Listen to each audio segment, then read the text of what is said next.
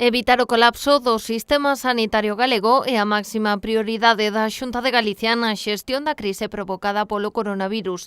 De chegar a esta situación, o Goberno prepara un plan B. Por iso están a facer un reconto das camas que poderían incorporarse á atención sanitaria. Que xa estamos definindo hotéis aptos e accesibles para asumir hospitalización de pacientes en caso de desbordamento do número de pacientes en hospitais públicos ou privados.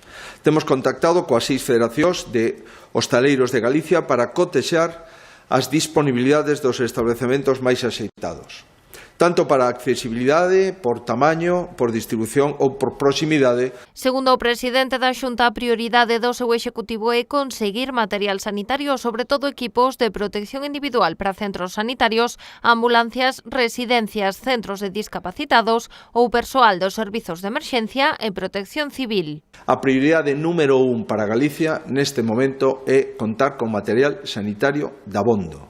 Esa é, sin dúbida, a nosa prioridade.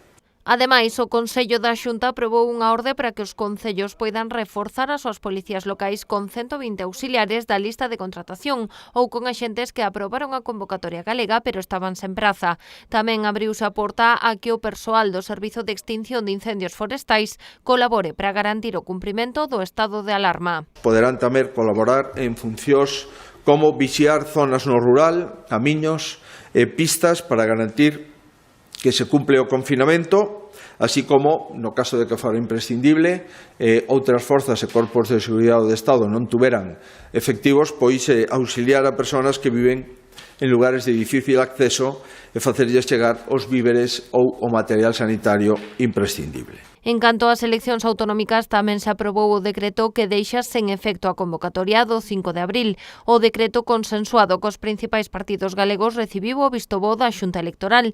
Iso si, o órgano dictamina que será preciso repetir todos os procedementos, ignorando por completo a fallida data anterior.